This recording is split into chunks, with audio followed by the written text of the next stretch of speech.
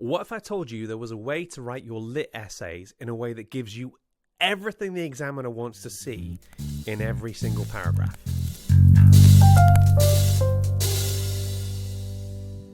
Hi there, my name's Giles Goff. I'm a writer and a recovering English teacher, and I spent a lot of my career with students trying to teach them P.E.E, Point, Evidence, Explain. And we would tell them always that the majority of where you're going to get the marks is in the explanation. And then my students would say, but sir, how do we write a good explanation? And I was often stumped.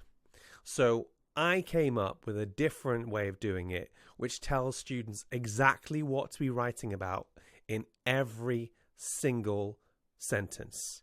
And not only that, I can back it up with what's in the mark scheme. Let's get into it.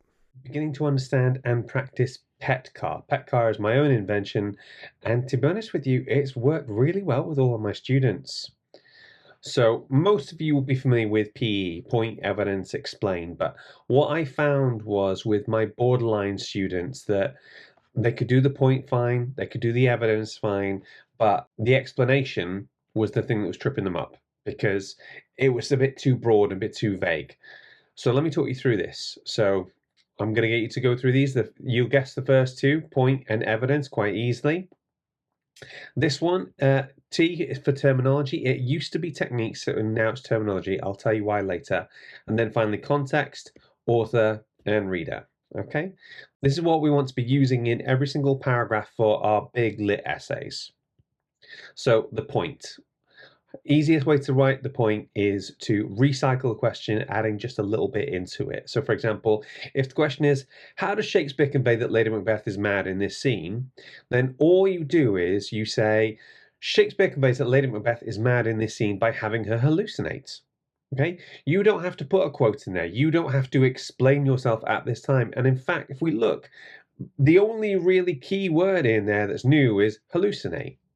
Beyond that, it's already there. And the reason why we do this is English is one of the subjects where you can write a fantastic, amazing essay and still have your essay capped because you've not actually answered the question. You've not actually engaged with the task. And this is a way of showing the examiner in a nice, clear, easy way, look, I am definitely engaging with the question you've set for me. Then we've got the evidence. Now, something to remember with the evidence, okay? Find a relevant quote, but make sure to embed your answer. When I say embed your answer, what I mean is you take the quote and you make it feel like it belongs to a larger sentence. So, for example, Lady Macbeth asks, will these hands ne'er be clean? Not, I know this because it says, will these hands ne'er be clean? It feels a bit year 7. It feels a bit like you're just kind of dropping the quote down at my feet and looking up at me going, ugh. So try and make it integrate it into a longer sentence. That way you'll be writing less and you'll be saying more. You want your quotes to be as short and as punchy as humanly possible. So the shorter the quote, the better. Phrases like this is apparent when it says, or this is clearly stated by the narrator saying, those are all good. If you need a phrase to kind of get yourself into it, then go for those. Now, as I said before, when I first came up with this, it was techniques. The problem with that is that when you say techniques, students just start looking for language techniques. So similes, hyperbole, alliteration, metaphors, all that sort of stuff. And that's fine.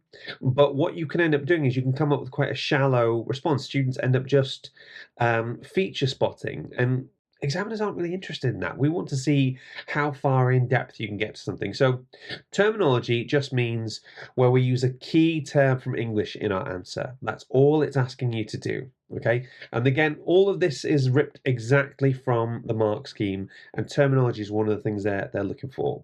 So for example, if we were talking about river deltas, that would be some terminology from geography. If we were talking about a controlled experiment, that would be a terminology from science. If we were talking about heart rate, then that could be from PE. So when we use words like author, reader, play, novel, characterization, all these things are terminology. So, for example, this part of her character arc shows that Lady Macbeth is overcome with guilt.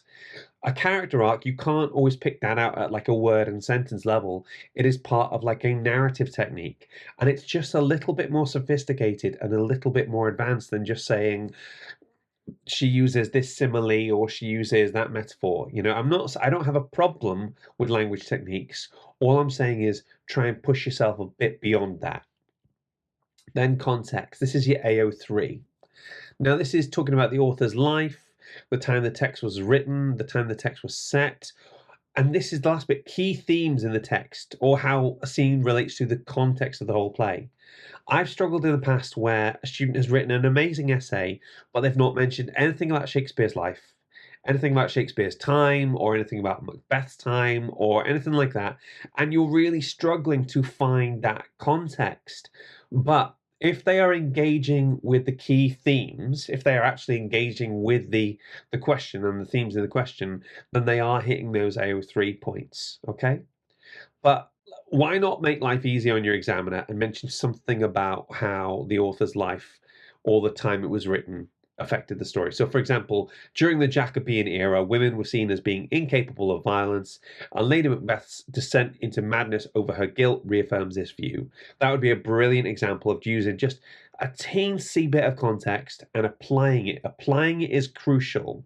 What you don't want to do is you don't want to do a context dump right at the start, because then it just starts to feel like trivia. It just starts to feel like, look at all the things I know. Aren't they great? And your examiner will be like, yeah, that's great, but I can't give you any marks for it because you've not actually applied it to a specific part of the play. The author. Now, should be obvious, but talk about what you think the author was trying to achieve here. Now, Shakespeare may be doing this to show the audience that you might be able to escape suspicion, but you'll be unable to escape your guilty conscience. Look at that word may that I've highlighted there. What you want to do for this is you want to use modal verbs. What that means is verbs that indicate a level of possibility. Don't say Shakespeare is doing this. Don't say Shakespeare must have been doing it, because honestly, you don't know what was in Shakespeare's head. Shakespeare might have just wrote that down and just to get to the next bit. And the reason why using words like may, could, possibly, perhaps, might indicates that you're aware that your way of reading it is just one interpretation and that there are multiple possible ways to interpret a text. And then finally, reader. Now, this is the easy bit. Who is the reader? You're the reader. So always ask yourself, what is the effect on the reader? So, for example, by Lady Macbeth talking erratically about this thing we cannot see, we, the audience, quickly come to realize that she has become mad with guilt. Oh, pro tip for you, okay? If you're talking about a play, talk about audience, because this was never meant to be read as a book. This was meant to be seen and heard on a stage. Shakespeare never would have intended for stuff to be written down. So even though you are reading the play, I want you to refer to the audience and how the audience might react to that. If you're at the end of your paragraph and you're absolutely running on fumes, running out of ideas, ask yourself, what would a contemporary audience have thought, e.g., what would an audience of Shakespeare's time have thought, compared to how would a modern audience interpret this? So, for example, this whole bit about women not being capable of violence, that would have been taken as a given in Shakespeare's day, but we know that in modern times, we know that that's not true. So try it out with this. Write a PETCAR paragraph answering this question. How does Shakespeare portray Lady Macbeth's attitude to violence before the murder of King Duncan? Some final things to think about with this. PETCAR is an odd one, but it is better than P.E.E. or PETAL. If I go to point, evidence, explain, students who are really struggling will be like, how do I explain? What am I explaining? What is it?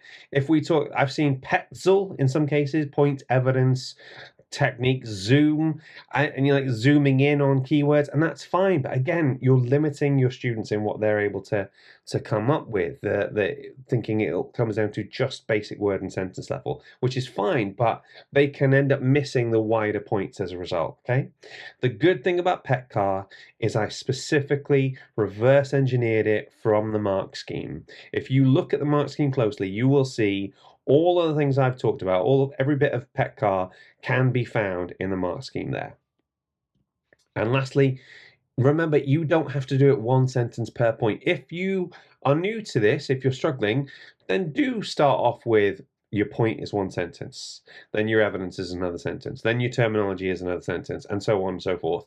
And then as you get more comfortable with it, you can stick the terminology and the evidence in one sentence. You can stick the author and the reader in another sentence. It is not about writing a certain amount. It is about hitting these key points. And the more you practice this, the easier it'll become. And these are exactly the sort of things your examiner is looking for. I hope this proves useful for you, and I look forward to seeing it in your essays. In the meantime, if you could give me a like and subscribe, and I'll see you in the next video.